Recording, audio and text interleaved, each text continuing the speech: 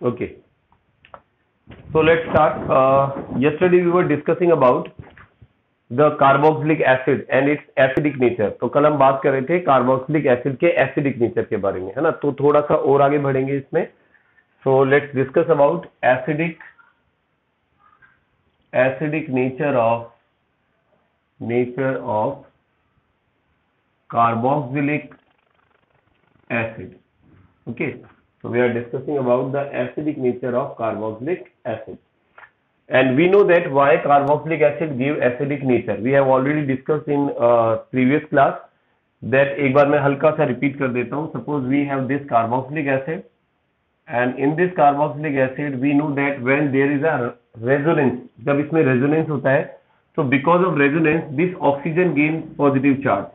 ये oxygen positive charge gain कर लेता है, and because of this positive charge the electron which are between oxygen and hydrogen they are attracted towards this oxygen, and so it readily release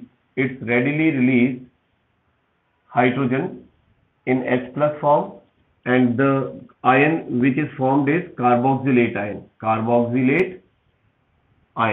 तो इस तरह से carboxylate ion की formation यहाँ पर हमारे पास हो जाती है. अब बात आती है कि ये जो कार्बोक्सिलेट आयन बनता है, ठीक है, ये खुद भी रेजोनेंस करता है. तो ध्यान रखना,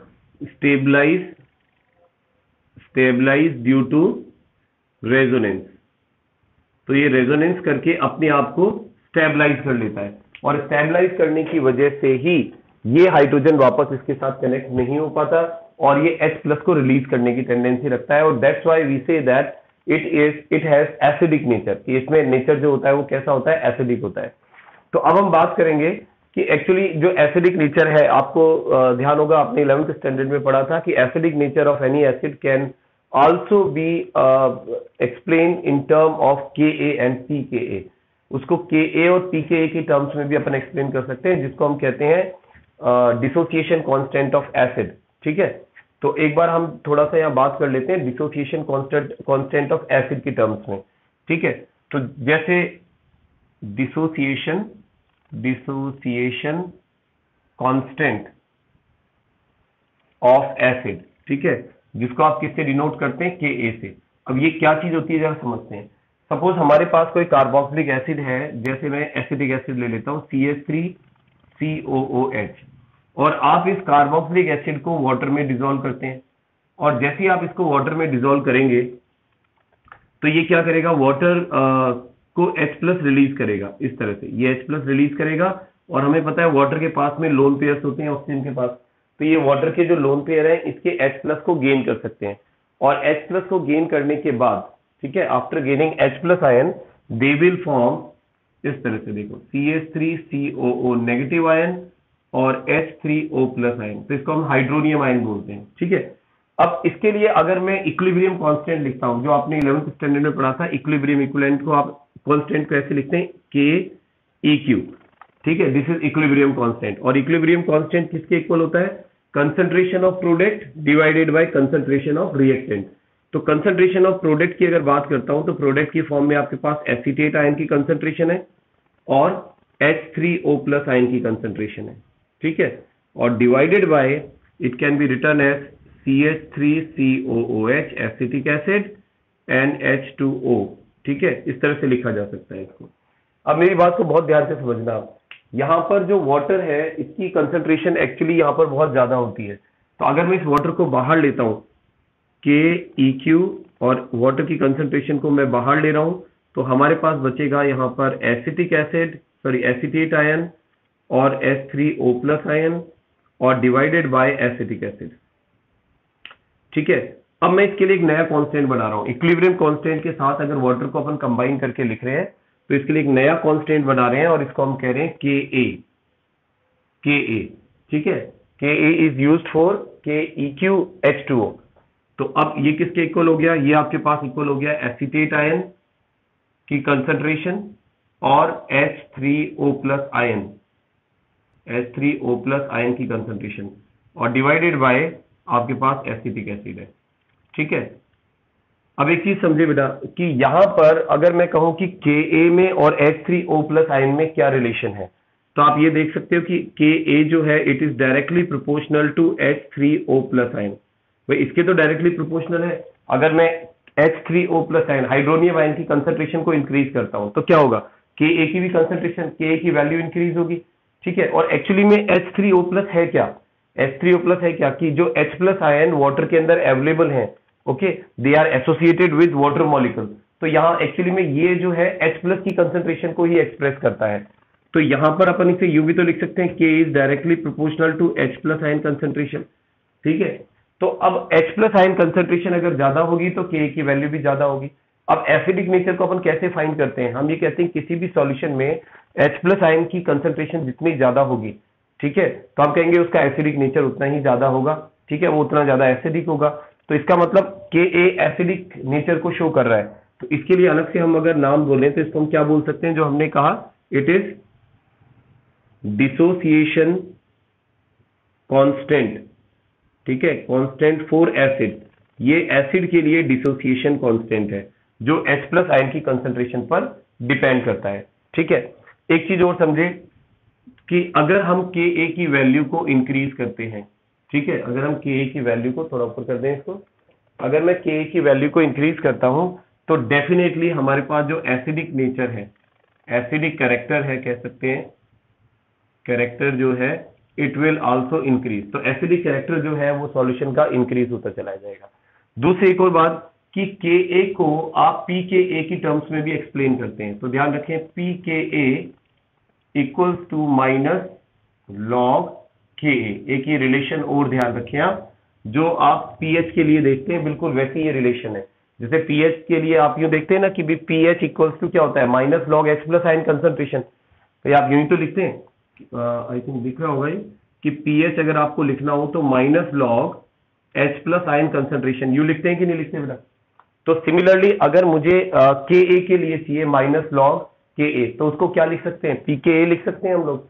ठीक है, बट होता क्या है, जैसे हम लोग कहते हैं कि जब H प्लस की कंसेंट्रेशन हाई होती है तो pH की वैल्यू कम होती है, क्योंकि pH की वैल्यू जितनी कम होगी एसिडिक नेचर उतना ज्यादा होगा। ये चीज आप 10th 11th में पढ़ चुके हैं। ठीक है, तो यहां ध्यान रखें कि अगर आपके पास में H प्लस की कंसेंट्रेशन को मैं बढ़ाता हूं, ठीक है, तो डेफिनेटली हमारे पास Ka की वैल्यू भी इंक्रीज होगी। लेकिन जब Ka की वैल्यू इंक्रीज होगी, क्योंकि नेगेटिव साइन के साथ में है, तो ऑब्वियसली pKa की वैल्यू क्या होगी, डिक्रीज होगी। और इन तीनों ही कंडीशन के अंदर जो एसिडिक नेचर होगा, एसिडिक नेचर होगा किसी भी सब्सटेंस का, वो क्या होता चला जाएगा, इंक्रीज होता चला जाएगा। ठीक है, कि अगर हम ये चाहें कि कोई भी सब्सटेंस बहुत ज्यादा एसिडिक हो तो उसके लिए क्या कंडीशन होनी चाहिए, the concentration of H plus ion should be greater, the value of Ka should be greater and the value of pKa should be less। ठीक है, वो कम होनी चाहिए, तो उस कंडीशन में उसका एसिडिक नेचर ज्यादा होगा। ठीक है, तो यहां पर हम ये कह सकते हैं कि जो एसिडिक एसिड है, तो एसिडिक एसिड में जब ये डिसोसिएशन होता है तो greater number of H plus ions are produced, और उनके प्रोड्यूस होने की वजह से Ka की वैल्यू भी हाई होती है और एसिडिक नेचर ज्यादा होता है। ठीक है, तो ये था हमारे पास में डिसोसिएशन कांस्टेंट ऑफ एसिड को अपन किस तरह से एसिडिक नेचर से रिलेट कर सकते हैं। चलिए अब आगे बढ़ते हैं और अब हम बात करते हैं कि किस तरह से आप ये देखेंगे कि अलग अलग फैक्टर जो है वो एसिडिक नेचर को इफेक्ट करेंगे। ठीक है, अगर हम कोई सब्स्टिट्यूशन ग्रुप ऐड कर देते हैं एसिड के साथ में, तो किस तरह से उनके एसिडिक नेचर को चेंज करेंगे, बढ़ाएंगे या घटाएंगे। ठीक है, वो सारी चीज। तो चलिए देखते हैं। तो नेक्स्ट जो हम बात कर रहे हैं यहां पर कंपैरिजन ऑफ एसिडिक स्ट्रेंथ। ठीक है, चलिए कंपैरिजन ऑफ एसिडिक स्ट्रेंथ की बात कर रहे हैं। ठीक है, एसिडिक स्ट्रेंथ का कंपैरिजन कर रहे हैं। तो आपको ध्यान में देखो बेटा, दो तरह के ग्रुप्स होते हैं जो सब्स्टिट्यूशन ग्रुप अपन ऐड करते हैं किसी एसिड के साथ में। एक तो होता है इलेक्ट्रॉन विड्रॉइंग ग्रुप और एक होता है इलेक्ट्रॉन रिपेलिंग ग्रुप। तो ध्यान रखें, जब भी इलेक्ट्रॉन विड्रॉइंग ग्रुप आप अटैच करते हैं तो वो हमेशा एसिडिक नेचर को इंक्रीज करता है, और अगर इलेक्ट्रॉन रिपेलिंग ग्रुप अटैच करते हैं तो एसिडिक नेचर को घटाता है।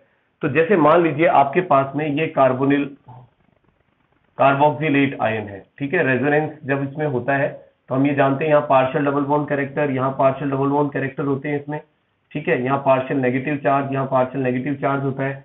ठीक है, अब अगर मान लीजिए मैं इस कार्बन के ऊपर कोई ऐसा ग्रुप अटैच कर देता हूं जो हमारे पास में क्या हो, इलेक्ट्रॉन रिपेलिंग ग्रुप हो।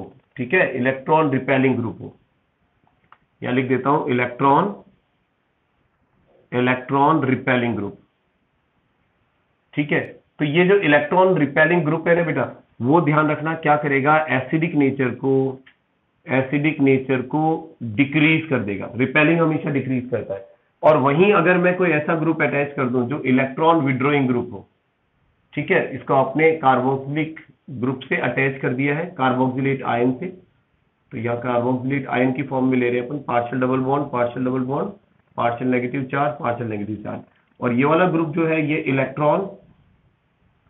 इलेक्ट्रॉन विड्रॉइंग ग्रुप है। It is electron withdrawing group. अभी इसकी बात करेंगे, अपन एग्जांपल लेंगे इलेक्ट्रॉन विड्रॉइंग ग्रुप। तो इलेक्ट्रॉन विड्रॉइंग ग्रुप क्या करता है, ये एसिडिक नेचर को ठीक है इंक्रीज करता है। ध्यान रखें क्यों करता है, इस चीज को भी समझते हैं। देखिए होता क्या है कि जो इलेक्ट्रॉन विड्रॉइंग ग्रुप है ये इलेक्ट्रॉन को अपनी तरफ अट्रैक्ट करता है, और जब इलेक्ट्रॉन को अपनी तरफ अट्रैक्ट करेगा तो इसका मतलब यहां पर अगर मान लो हाइड्रोजन जुड़ा हो कार्बोक्सिलिक ग्रुप के साथ में, तो हाइड्रोजन के जो इलेक्ट्रॉन है वो भी इसकी तरफ से अट्रैक्ट होते हुए चले जाएंगे, और जब इस तरफ अट्रैक्ट हो रहे हैं तो H+ का रिलीज होना क्या हो जाएगा, इजी हो जाएगा। तो इसलिए हम लोग कहते हैं कि जो कार्बोक्सिलिक ग्रुप के साथ में अगर कोई इलेक्ट्रॉन विड्रॉइंग ग्रुप जुड़ा हुआ है, इलेक्ट्रॉन विड्रॉइंग ग्रुप का मतलब जैसे NO2 ग्रुप जुड़ा है, CN ग्रुप जुड़ा हुआ है, ठीक है, या फिर HSO3 ग्रुप जुड़ा हुआ है, ऐसा कोई भी ग्रुप जुड़ा हुआ है जो इलेक्ट्रॉन को अपनी तरफ खींचता है, तो हमेशा एसिडिक नेचर को बढ़ा देता है। हैलोजेंस भी हो सकते हैं, यहाँ पर ध्यान रखना, X ग्रुप भी हो सकता है, ये भी बढ़ा देते हैं। और अगर इलेक्ट्रॉन रिपेलिंग ग्रुप की बात करें तो जैसे methyl group electron repelling group है, या इथाइल ग्रुप जो है ये भी इलेक्ट्रॉन रिपेलिंग ग्रुप है, या मिथॉक्सी ग्रुप जो है वो इलेक्ट्रॉन रिपेलिंग ग्रुप है, इथॉक्सी ग्रुप ये भी इलेक्ट्रॉन रिपेलिंग ग्रुप है। तो ये ग्रुप क्या करते हैं, इलेक्ट्रॉन को कार्बन की तरफ शिफ्ट करते हैं, और जब इलेक्ट्रॉन कार्बन की तरफ शिफ्ट हो रहा है तो ऑक्सीजन के ऊपर इलेक्ट्रॉन डेंसिटी बढ़ रही है। जब इलेक्ट्रॉन पर डेंसिटी बढ़ रही है तो फिर ये यहां अगर मान लो H है तो इस O और H बॉन्ड के इलेक्ट्रॉन को क्यों खींचेगा, ठीक है, ऑलरेडी इसको इलेक्ट्रॉन उधर से मिल रहे हैं तो इधर से लेने की जरूरत ही नहीं है। तो इस वजह से ये H+ को रिलीज करना डिफिकल्ट हो जाएगा, यहाँ पर H+ रिलीज मुश्किल से होगा। ठीक है, तो अब कुछ एग्जांपल देखते हैं और वहां देखते हैं कि किस तरह से इनका एसिडिक नेचर जो है वो चेंज होता है। ठीक है, चलिए एग्जाम में मतलब क्वेश्चन भी इसी तरह से पूछा जाता है। जैसे यहाँ कुछ कंपाउंड लिख रहा हूं मैं और उनमें हम रिलेटिव स्ट्रेंथ चेक करेंगे, किसकी कम है किसकी ज्यादा है। तो जैसे हमारे पास एक ये ग्रुप है CH3 CH2 COOH, ठीक है, this is a simple carboxylic group. अब इस कार्बोक्सिलिक ग्रुप में हम लोग क्या करते हैं कि एक काम करें, 3 ही ले लो यहाँ हाइड्रोजन ना, बेटर रहेगा समझाने में। और यहाँ पर अब हम क्या करते हैं, ग्रुप ऐड करते जाते हैं। जैसे मान लीजिए मैंने यहाँ पर CH2 एक मैंने यहाँ पर फ्लोरीन को अटैच कर दिया है, ठीक है, और फिर उसके बाद और थोड़ा आगे चलें तो फिर मैंने एक और फ्लोरीन, 2 फ्लोरीन को इसके साथ में अटैच कर दिया है, ठीक है, और उसके बाद मैंने फिर आगे 3 फ्लोरीन को अटैच कर दिया है। I have attach 3 fluorine with this group, ठीक है, और यहाँ H बना देते हैं और COH ग्रुप। तो अब आप जब डाउनवर्ड जा रहे हैं, नीचे की तरफ जा रहे हैं, तो क्या इफेक्ट होगा, ठीक है, डाउनवर्ड क्या इफेक्ट होगा ये चीज देख रहे हैं हम। तो जैसे जैसे हम डाउन जा रहे हैं तो हम यहाँ देख रहे हैं कि number of electron withdrawing group जो है, ठीक है, हैलोजन इलेक्ट्रॉन विड्रॉइंग ग्रुप में आता है, ध्यान रखना बेटा। तो number of electron withdrawing group जो है वो इंक्रीज हो रहे हैं। जैसे यहाँ 1 फ्लोरीन है, 2 फ्लोरीन है या 3 फ्लोरीन है, तो number of electron withdrawing group increase हो रहे हैं। तो जैसे जैसे number of electron withdrawing group increase होंगे, ठीक है, तो इलेक्ट्रॉन को अपनी तरफ ज्यादा खींचेंगे तो H+ का रिलीज होना ईजी हो जाएगा। तो आप लिख सकते हो कि रिलीजिंग H+ रिलीजिंग टेंडेंसी जो है वो इंक्रीज हो जाएगी, ठीक है। और जैसे जैसे H+ को रिलीज करने की टेंडेंसी इंक्रीज होगी तो एसिडिक नेचर भी क्या हो जाएगा, एसिडिक नेचर बढ़ता चला जाएगा, ठीक है। तो इसलिए एसिडिक नेचर यहाँ इंक्रीज होता जा रहा है। तो ऐसे ही इसका डिस्टेंस भी इसको अफेक्ट करता है। जैसे एक एग्जांपल यहां से देखिए, आप इसको रफ कर रहा हूं मैं, लेट्स सी एन एग्जांपल। जैसे मान लीजिए आपके पास ये ग्रुप है CH3 CH2 CH2 and COOH, ठीक है, ये एक हमारे पास कार्बोक्सिलिक ग्रुप है। अब इस कार्बोक्सिलिक ग्रुप में मैं एक हैलोजन को अटैच कर रहा हूं, ठीक है, तो वो हैलोजन मैंने CH2 यहां लगा दिया है लास्ट में, ठीक है, यहां मैंने ये वाला ग्रुप अटैच कर दिया है। उसके बाद मैं क्या करता हूं, यहां पर इसको थोड़ा आगे की ओर बढ़ा देता हूं, इसको मैं सेकंड कार्बन पर लगा देता हूं पीछे से, ठीक है। और उसके बाद फिर मैं इसको बिल्कुल कार्बोक्सिलिक ग्रुप के पास ले जाता हूं, यहां लगा देता हूं फ्लोरीन को। तो अब यहां पर भी अगर आप चेक करना चाहें कि जब आप डाउनवर्ड जा रहे हैं तो जो इलेक्ट्रॉन विड्रॉइंग ग्रुप है वो जितना ज्यादा सीओ ग्रुप के पास आता जाएगा, ठीक है, तो डिस्टेंस जितना कम होता जाएगा उतनी ही उसके अंदर एसिडिक नेचर इंक्रीज होती चली जाएगी। तो सिमिलरली यहां पर लिख सकते हैं आप distance between fluorine and COOH group, ठीक है, ग्रुप ये क्या हो रहा है, डिक्रीज हो रहा है, ठीक है, डिक्रीज होता जा रहा है डिस्टेंस, पहले यहां था फिर यहां आया फिर यहां आ गया। तो जैसे जैसे डिक्रीज होगा डेफिनेटली यहां पर क्या होगा कि इलेक्ट्रॉन विड्रॉइंग ग्रुप जो है वो इलेक्ट्रॉन को ज्यादा अपनी तरफ अट्रैक्ट करेगा और H+ का रिलीज होना और सिंपल हो जाएगा। तो आप कह सकते हैं यहां पर H+ releasing tendency, releasing nature जो है वो क्या हो जाएगा, बढ़ जाएगा, ठीक है। तो इसलिए यहां पर एसिडिक नेचर भी इंक्रीज हो जाएगा। तो यहाँ एसिडिक नेचर भी इंक्रीज हो जाएगा, तो इसलिए इसका एसिडिक नेचर सबसे ज्यादा है और ऊपर वाले का एसिडिक नेचर जो है वो सबसे कम है, ठीक है। सो आई थिंक ये चीज समझ में आ गई होगी आपको कि किस तरह से इसको इफेक्ट करता है। अब एक चीज और बता दें आपको, कभी कभी जो ये हम सब्स्टिट्यूशनल ग्रुप अटैच करते हैं, ये सब्स्टिट्यूशनल ग्रुप अलग अलग स्ट्रेंथ के होते हैं, किसी की स्ट्रेंथ कम होती है, किसी की स्ट्रेंथ ज्यादा होती है। तो इनका एक ऑर्डर है सिस्टमेटिक, अगर हमें वो ऑर्डर ध्यान है तो भी हम वहां पर इनकी स्ट्रेंथ को बता सकते हैं कि कौन कितना ज्यादा एसिडिक नेचर को इंक्रीज करेगा। चलिए एक बार ये ऑर्डर और देख लेते हैं। तो ऑर्डर की अगर मैं बात करता हूं तो देखिए सबसे पहले तो फिनाइल ग्रुप है सबसे कम, फिर आयोडीन है, then bromine, then chlorine, then fluorine, fluorine से ज्यादा CN है, CN से ज्यादा कार्बन डाइऑक्साइड है यहाँ पर, और फिर CF3 ग्रुप है। तो ये जो मैंने ऑर्डर यहाँ पर बनाया है, ठीक है, ये किस चीज को शो कर रहा है बेटा, ये इनके एसिडिक स्ट्रेंथ को शो कर रहा है, ठीक है, ये अब दिख जाएगा, ये इनके एसिडिक स्ट्रेंथ को शो कर रहा है कि एसिडिक स्ट्रेंथ, ये इलेक्ट्रॉन विड्रॉइंग ग्रुप है, ध्यान रखें सारे के सारे। तो जैसे जैसे आप इधर जा रहे हैं, इस तरफ जा रहे हैं, तो इनका इलेक्ट्रॉन विड्रॉइंग नेचर जो है वो बढ़ता चला जाता है। इससे भी हम ये डिसाइड कर सकते हैं कि किसकी एसिडिक स्ट्रेंथ ज्यादा होगी। जैसे मान लीजिए आपके पास में CH3COOH ग्रुप है, ठीक है, ये आपके पास में एसिडिक एसिड है। एसिडिक एसिड में एक आपने फिनाइल ग्रुप अटैच कर दिया, सपोज ये फिनाइल ग्रुप है PH, ठीक है, तो डेफिनेटली इसका एसिडिक स्ट्रेंथ इसके कंपैरिजन में ज्यादा होगा, ठीक है। और थोड़ा आगे चलें तो फिनाइल के बाद फिर हम यहाँ पर सपोज ऐड कर देते हैं CH2, मैंने यहाँ पर क्लोरीन ऐड कर दिया है और फिर मैं इसकी एसिडिक स्ट्रेंथ देख रहा हूँ, और फिर यहाँ पर मैंने CH2 एंड COOH, सपोज यहाँ पर मैंने एक CF3 अटैच कर दिया है, ठीक है। तो जब आप जैसे जैसे डाउनवर्ड जाते जा रहे हैं तो हम देख रहे हैं कि इस ऑर्डर के अंदर ये लगाया है, फिर आपने ये लगाया है, सॉरी, फिर आपने क्लोरीन लगाया और फिर आपने ये लगाया है, तो ये इंक्रीजिंग ऑर्डर के अंदर ही है। तो सबसे ज्यादा एसिडिक कौन होना चाहिए, ये होना चाहिए, क्योंकि जो अपने ग्रुप अटैच किया है उसका इलेक्ट्रॉन विड्रॉइंग नेचर सबसे ज्यादा है, ठीक है, और ऊपर जो ग्रुप अटैच किया है उसका कंपैरेटिवली कम है। तो जब आप नीचे नीचे आते जाएंगे तो एसिडिक नेचर बढ़ता जाएगा, तो इसी वजह से ये मोस्ट एसिडिक हो जाएगा, मोस्ट एसिडिक, इन सब में सबसे ज्यादा एसिडिक ये हो जाएगा। तो ये ऑर्डर भी अगर हमें ध्यान हो तो भी हमें काफी हेल्प मिल जाती है एसिडिक नेचर को आइडेंटिफाई करने में, ठीक है। चलिए इसको रफ कर रहे हैं, फिर आगे बढ़ते हैं। और इसी तरह से अगर हम बात करते हैं बेटा किसकी, कार्बोक्सिलिक एसिड में एलिफेटिक और एरोमेटिक की, तो वहां पर भी कंपैरिजन पूछ लिया जाता है, क्योंकि अभी अपन ने डिस्कस किया है, उसके बेस पे भी आप बता सकते हैं कौन ज्यादा एसिडिक है। और ये क्वेश्चन बोर्ड एग्जाम में कई बार पूछा जा चुका है, जैसे क्वेश्चन की फॉर्म में ले रहा हूं मैं इसको, किस तरह से पूछा जाता है कि why is benzoic acid more acidic than acetic acid, ठीक है।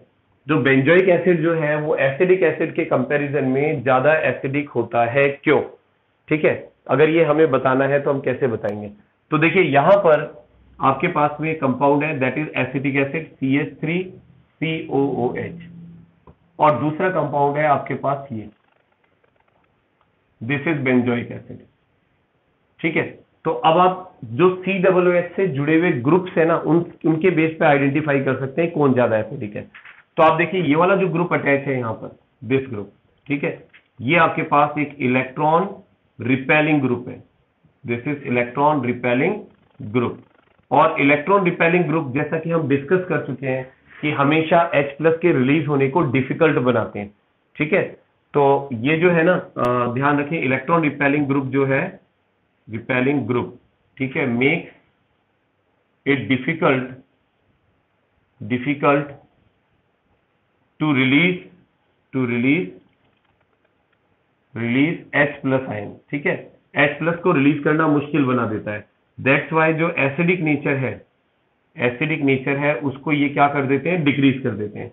जबकि ये जो हमारे पास ग्रुप है, दिस इज फिनाइल ग्रुप, अभी अपन ने फिनाइल बताया था। ठीक है, तो फिनाइल ग्रुप जो है it is electron withdrawing group. ठीक है, ये एक इलेक्ट्रॉन विड्रॉइंग ग्रुप है। और हम ये जानते हैं कि जो इलेक्ट्रॉन विड्रॉइंग ग्रुप है वो H+ के रिलीज करने को और इजी बनाता है। क्यों? क्योंकि वो क्या करता है कि जो हमारे पास में बॉन्ड है, O और H के बीच का बॉन्ड है, तो उसके इलेक्ट्रॉन को अपनी तरफ खींचता है। ठीक है, जिससे H+ का रिलीज होना क्या हो जाएगा, और इजी हो जाएगा। तो यहां पर लिख सकते हैं makes it easy to release H+ ions. तो H+ आइंस के रिलीज होने को आसान बना देता है। और आसान बना देता है तो इसलिए यहां पर एसिडिक नेचर क्या हो जाएगा, बढ़ जाएगा। ठीक है, एसिडिक नेचर इंक्रीज हो जाएगा। तो ये चीज ध्यान रखनी है। तो I think it is clear to you. अगर ये क्वेश्चन आता है हमारे पास कि किसका एसिडिक नेचर कम है और किसका एसिडिक नेचर ज्यादा है, तो we can easily explain why benzoic acid is more acidic than acetic acid. ठीक है, चलिए इसको रफ कर देते हैं और फिर आगे बढ़ते हैं। अब हम कुछ रिएक्शंस के बारे में बात करेंगे जो कार्बोक्सिलिक एसिड की रिएक्शंस है। अब ये बहुत ही सिंपल हो गया क्योंकि हमें ये पता चल गया कि carboxylic acid acidic nature show कर रहा है और H+ आइंस को रिलीज करेगा।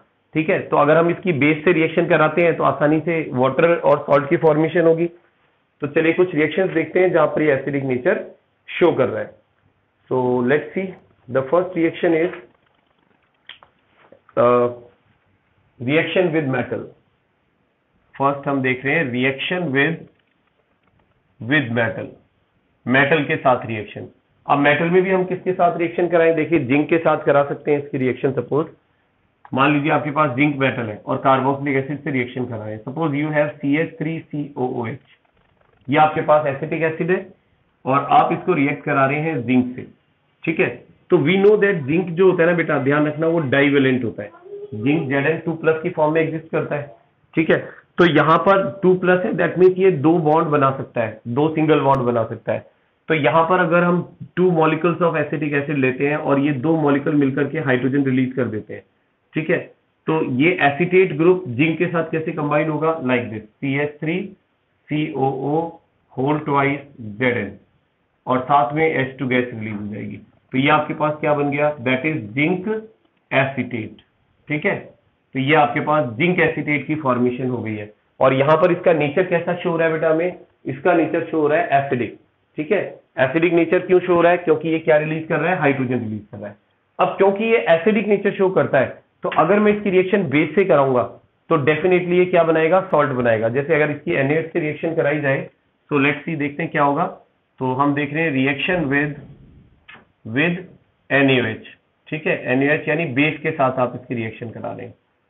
तो अगर हम CH3COOH की रिएक्शन कराते हैं NaOH के साथ, तो हमने अब तक यही पढ़ा है कि अगर कोई एसिड बेस से रिएक्शन करता है तो वो क्या करता है, H2O रिलीज करता है और सॉल्ट बनाता है। तो यहां पर ये H रिलीज करेगा, ये OH रिलीज करेगा और H और OH मिलकर के H2O की फॉर्मेशन करेंगे।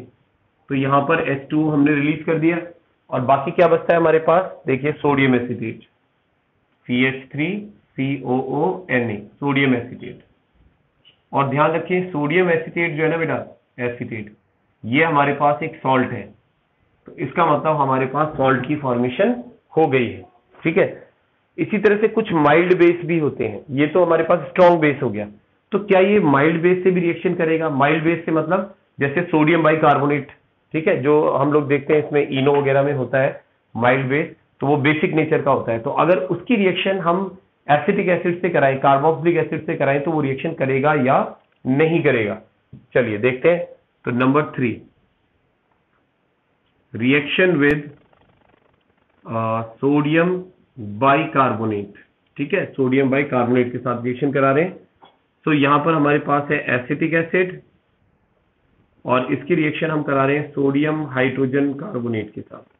तो जब हम इसकी रिएक्शन सोडियम हाइड्रोजन कार्बोनेट से करा रहे हैं तो यहां पर होगा क्या बेटा, देखो कि हमारे पास दो हाइड्रोजन, एक हाइड्रोजन यहां पर है, एक हाइड्रोजन यहां पर है।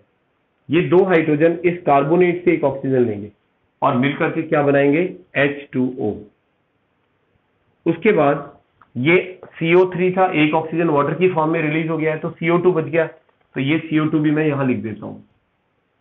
ठीक है, अब हमारे पास क्या बचता है, अब हमारे पास बचता है CH3COO और Na, यानी sodium acetate, that is CH3COO Na, जिसे हम कह रहे हैं सोडियम एसीटेट। ठीक है, सोडियम एसीटेट की फॉर्मेशन हमारे पास हो जाएगी। तो तीनों ही रिएक्शन में देखिए, चाहे आप मेटल के साथ रिएक्शन कराएं, ठीक है, तो भी आपके पास सॉल्ट बनता है, साथ में हाइड्रोजन गैस रिलीज होती है। लेकिन अगर आप स्ट्रॉन्ग बेस या वीक बेस से रिएक्शन करा रहे हैं, दोनों में ही सॉल्ट बनता है और साथ में वाटर बनता है। लेकिन अगर कार्बोनेट वाला है तो CO2 गैस भी रिलीज होगी आपके पास। ठीक है, तो यहां पर हमें इसके एसिडिक नेचर का पता चलता है। चलिए कुछ और रिएक्शन है इसकी और देख लेते हैं।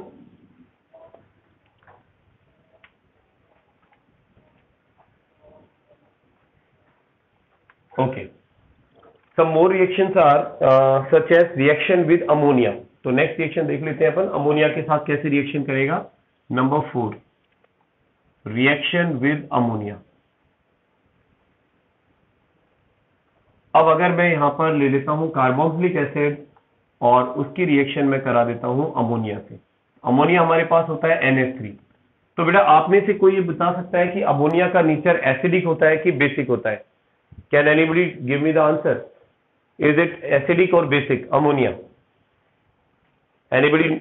Basic. Yes, basic इसलिए होता है, ये भी समझना, क्योंकि अमोनिया में बेटा ध्यान रखें यहां पर ना लोन पेयर इलेक्ट्रॉन्स होते हैं नाइट्रोजन के पास से, और जिसके पास लोन पेयर इलेक्ट्रॉन्स होते हैं वो लुईस बेस का काम करता है। ठीक है, इसलिए एक तरह से ये बेस है। ठीक है, और कौन सा बेस है? लुईस वाला बेस है ये, और ये बेस है तो ये तो एसिड है। तो एसिड और बेस आपस में रिएक्शन कर सकते हैं, ये चीज हमने पढ़ी है।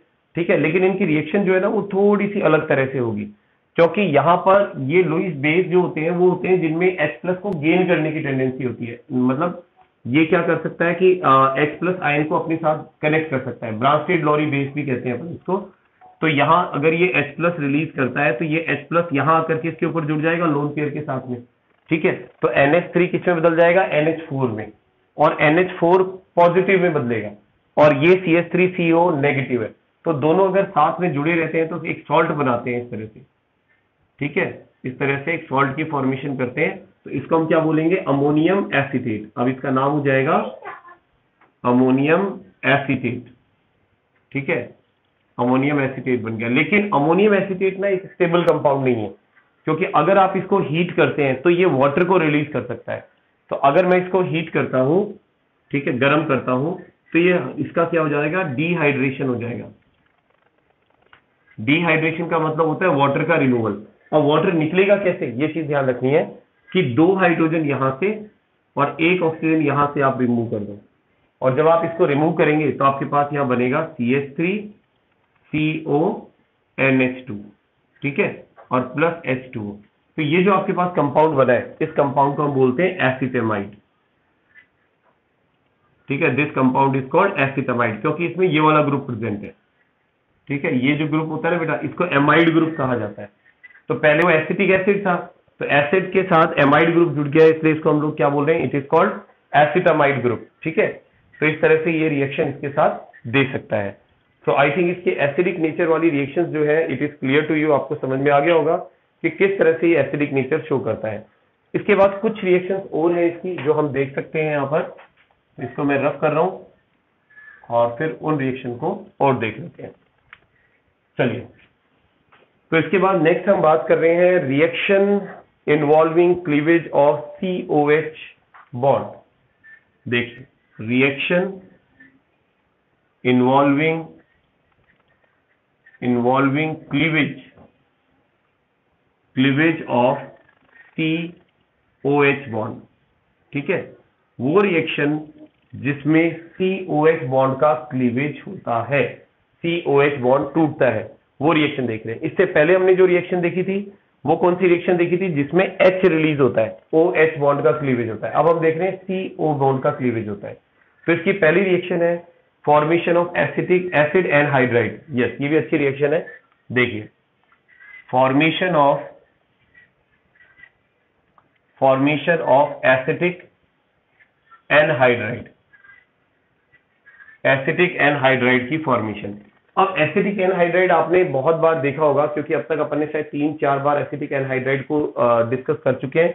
एसिटिक एनहाइड्राइड एक्चुअली क्या होता है, एसीटेट में से अगर हम वाटर को निकाल देते हैं तो उसे हम कहते हैं एसिटिक एनहाइड्राइड। तो यहां पर क्या होगा कि हमारे पास एसिटिक एसिड का डिहाइड्रेशन होगा, ठीक है, जब ये बनेगा तो इसको हम लिख सकते हैं डिहाइड्रेशन ऑफ एसिटिक एसिड, ठीक है, एसिटिक एसिड का डिहाइड्रेशन। तो देखिए कैसे होगा, पहले तो एसिटिक एसिड बनाते हैं हम। तो एक हमारे पास एसिटिक एसिड का ये मॉलिक्यूल है,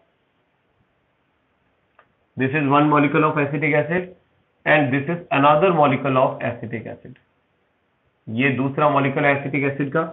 और जब हम इसको फास्फोरस पेंटाऑक्साइड की प्रेजेंस में हीट करते हैं, ठीक है ना, फास्फोरस पेंटाऑक्साइड की प्रेजेंस में हीट करते हैं तो ये एक वाटर मॉलिक्यूल को रिलीज कर देता है। तो अगर ये वाटर मॉलिक्यूल रिलीज करेगा, देखिए इस तरह से ये वाटर मॉलिक्यूल इसने रिलीज कर दिया है, तो बनेगा क्या हमारे पास CH3COOCOCH3। तो ये जो हमारे पास कंपाउंड बना, इस कंपाउंड को हम क्या बोलेंगे, एसिटिक एनहाइड्राइड, ठीक है। एसिटिक एनहाइड्राइड क्यों कह रहे हैं कि देखो ये एसिटिक एसिड, ये एसिटिक एसिड, एसिटिक एसिड में से आपने वाटर रिलीज किया है, तो वाटर का रिलीज होना क्या होता है, एनहाइड्रेट होना होता है, ठीक है ना। तो इस वाटर के निकलने से बना है, एनहाइड्रेट होने से बना है, so that's why it is called acetic anhydride, ठीक है, इसलिए इसको एसिटिक एनहाइड्राइड कहते हैं। इसी तरह से एक रिएक्शन और आती है जिसमें हम लोग क्या करते हैं, एस्ट्रिफिकेशन, आपने नाम सुना होगा, नंबर 2 एस्ट्रिफिकेशन। एस्ट्रिफिकेशन का मतलब होता है फॉर्मेशन ऑफ एस्टर, ठीक है। तो इस रिएक्शन में एस्टर की फॉर्मेशन होती है। तो एस्टर की फॉर्मेशन कैसी होती है, ये आपने 10th क्लास में पढ़ा था कि अगर आप अल्कोहल को और एसिटिक एसिड को कंसंट्रेटेड H2SO4 की प्रेजेंस में रखते हैं एसिडिक मीडियम में, तो वो एस्टर की फॉर्मेशन करते हैं। तो लेट्स सी, जैसे आपके पास में है CH3COOH, ठीक है, ये एसिटिक एसिड है। इस एसिटिक एसिड की रिएक्शन आप अल्कोहल से करा रहे हैं, CH3CH2OH, ठीक है, और कंसंट्रेटेड H2SO4 की प्रेजेंस में एसिडिक मीडियम में। तो क्या होगा कि ये दोनों मिलकर के और क्या करेंगे, वाटर को रिलीज कर देंगे। तो वाटर इस तरह से रिलीज होगा कि यहां से OH और यहां से H रिलीज हो जाएगा, और इनके रिलीज होने से जो आपके पास कंपाउंड बनेगा that is CO then OCH2CH3। तो ये जो आपके पास कंपाउंड बना है, देखिए मैंने यहाँ H2 रिलीज कर दिया है, ठीक है, OH और H को लेकर के वाटर रिलीज कर दिया है और इनको आपस में कनेक्ट कर दिया है। तो ये जो कंपाउंड बना है आपके पास में, ये एसीटेट पार्ट है और ये इथाइल पार्ट है, इसको मिला के आप बोलते हैं इथाइल एसीटेट। और इथाइल एसीटेट ध्यान रखना, इट इज एन एस्टर, ये हमारे पास एक एस्टर है, ठीक है। तो यहां पर एक एस्टर की फॉर्मेशन हो गई है, इसीलिए इस रिएक्शन का नाम क्या है, एस्ट्रिफिकेशन। इस रिएक्शन को हम लोग एस्ट्रिफिकेशन रिएक्शन कहते हैं। चलिए इसके बाद और आगे चलें, 1-2 रिएक्शन हो रहे हैं इसकी, वो और देख लेते हैं। ओके बेटा, केमिस्ट्री के अंदर जैसा मैं हमेशा कहता रहा हूं, आप ध्यान रखें कि ना जब तक आप प्रैक्टिस नहीं करेंगे ना बेटा, केमिस्ट्री आपको क्लियर नहीं होगी। तो रिएक्शंस पढ़ने के बाद कॉपी के अंदर इसका फ्लो चार्ट जरूर बना लें, ठीक है। मैं आपको ना आज जैसे तो चलो स्टैंड तो नहीं कर सकता, लेकिन आप इसमें एक काम करना कि इसमें एक फ्लो चार्ट बना करके देखना, और आपको इसका आइडिया काफी उस पर भी मिल जाएगा, गूगल्स वगैरह पे भी अगर आप सर्च करेंगे तो आपको मिल जाएगा किस तरह से फ्लो चार्ट बनाते हैं। तो एक बार जैसे एक चैप्टर और अपना बचा हुआ है, वो जब कंप्लीट हो जाएगा तो मैं आपको थोड़ा फ्लो चार्ट मेकिंग और बताऊंगा इसकी कि ऑर्गेनिक केमिस्ट्री को आप लर्न कैसे करें। क्योंकि बेसिकली होता क्या है कि हम लोग ऑर्गेनिक केमिस्ट्री पढ़ते जाते हैं, लेकिन जब आगे पढ़ते जाते हैं पीछे वाला भूलते जाते हैं। तो यहाँ हमें क्या करना है कि भाई उसको कैटेगराइज करके उसको याद करना है कि जैसे जो सेम टाइप ऑफ रिएक्शन है उनको एक साथ इन्वॉल्व करना है। तो जब आपके 4 ऑर्गेनिक केमिस्ट्री के चैप्टर्स कंप्लीट हो जाएंगे तो हम कोशिश करेंगे कि इन रिएक्शन को एक साथ कंबाइंड फॉर्म में लर्न करने का मेथड बनाएं कि किस तरह से हम सारी ऑक्सीडेशन रिएक्शंस को लर्न करें, सारी इलेक्ट्रोफिलिक सब्स्टिट्यूशन को एक साथ लें, न्यूक्लियोफिलिक सब्स्टिट्यूशन रिएक्शंस को एक साथ लें, ताकि लर्न करना आसान हो जाए। ठीक है, पढ़ना आसान है, समझ भी आ जाता है, कोई दिक्कत नहीं है, लेकिन जब एग्जाम में लिखने लगते हैं ना बेटा, जब कंफ्यूज हो जाते हैं। तो इसका रीजन यही है कि आपने ना उसको सिस्टमेटिक ढंग से तैयार नहीं किया। तो ऑर्गेनिक केमिस्ट्री को पढ़ने का तरीका थोड़ा अलग होता है। ठीक है, अगर आप उसको नॉर्मल जिस तरीके से अदर सब्जेक्ट्स को पढ़ते हैं वैसे पढ़ेंगे तो वो तैयार नहीं होगी। ठीक है, तो चलिए देखते हैं फिर अपन आगे। तो अब बात करते हैं next, reaction with PCl3 and PCl5। Okay, reaction with PCl3 and PCl5। ठीक है, तो यहां हम बात करें फास्फोरस ट्राइक्लोराइड और फास्फोरस पेंटाक्लोराइड के साथ में इसके रिएक्शन के बारे में। तो आपको ध्यान होगा जब भी हम PCl3 के साथ रिएक्शन कराते हैं, ठीक है, चाहे हमने वहां पर अल्कोहल की रिएक्शन कराई हो प्रीवियस चैप्टर के अंदर, तो आपने देखा था अल्कोहल के हम 3 मॉलिक्यूल्स काम में ले रहे थे। तो सिमिलरली अगर आप कार्बोक्सिलिक एसिड से रिएक्शन करा रहे हैं तो भी आपको क्या करना है, यहां पर 3 मॉलिक्यूल्स काम में लेने, CH3COOH, अगेन CH3COOH, CH3COOH। ठीक है, अब यहां बॉन्ड का डिसोसिएशन किस तरह से होगा ये समझे आप। यहां से Cl और यहां से आपके पास CH3CO, ये सेपरेट हो जाएंगे, और इनके सेपरेट होने से आपके पास जो बनेगा, देखो 3 मॉलिक्यूल्स ऑफ CH3COCl यानी एसिटाइल क्लोराइड। तो आपके पास 3 मॉलिक्यूल जो है एसिटाइल क्लोराइड के बन जाएंगे। इसके अलावा H3PO3 और बन रहा है आपके पास, H3PO3, जिसे आप फास्फोरस एसिड कहते हैं, फास्फोरस एसिड बन गया। लेकिन सेम रिएक्शन अगर हम PCl5 से कराते हैं, ठीक है, तो इसमें भी वही चीज बनती है। सपोज अगर आप ये रिएक्शन करा रहे हैं PCl5 से, तो आपने PCl5 से पहले भी जो रिएक्शन कराई थी अल्कोहल की, वो कुछ इस तरह से इसका स्ट्रक्चर बना के कराई थी। ठीक है, तो यहां पर अगर मैं लेता हूं CH3COOCl, इस तरह से H, इस तरह से कार्बोक्सिलिक एसिड को ले, और अब इसको डिसोसिएट करें तो आपके पास इस तरह से बॉन्डिंग डिसोसिएट होगी। ठीक है, और किसकी फॉर्मेशन होगी, देखिए CH3COCl, then HCl and then POCl3। तो ये रिएक्शन सेम वैसी ही है जैसी आपने अल्कोहल के साथ रिएक्शन की थी, इसमें ज्यादा डिफरेंस नहीं आया है। लेकिन इसमें एक चीज और ध्यान रखनी कि ये जो रिएक्शन आप कराते हैं, ध्यान रखना बेटा, ये पायरिडीन की प्रेजेंस में कराते हैं। ठीक है, ये वाली रिएक्शन, दोनों रिएक्शन यहाँ पर पायरिडीन की प्रेजेंस में होती है। ठीक है, और एक और इसके साथ रिएक्शन वो देख सकते हैं अपन, SOCl2 के साथ रिएक्शन। ठीक है, सल्फोनिल क्लोराइड के साथ, ये लास्ट रिएक्शन और देख लेते हैं अपन कि सल्फोनिल क्लोराइड के साथ रिएक्शन किस तरह से होगी। तो जैसे मान लीजिए आपके पास ये SOCl है, ठीक है, और इसकी रिएक्शन आप करा रहे हैं वापस कार्बोक्सिलिक एसिड से, तो कुछ रिएक्शन इस तरह से होगी, CH3COO और H, और ये भी पायरिडीन की प्रेजेंस में होती है रिएक्शन। तो यहां से बॉन्ड ब्रेक होगा, यहां से बॉन्ड ब्रेक होगा। ठीक है, और आपके पास जो कंपाउंड बनेगा वो कंपाउंड हो जाएगा CH3COCl प्लस SO2 और HCl, इस तरह से आपके पास ये कंपाउंड बन जाएंगे। ठीक है, तो ये सेम उसी तरह से जैसे आपने अल्कोहल के साथ देखी थी। तो I think the time is over. So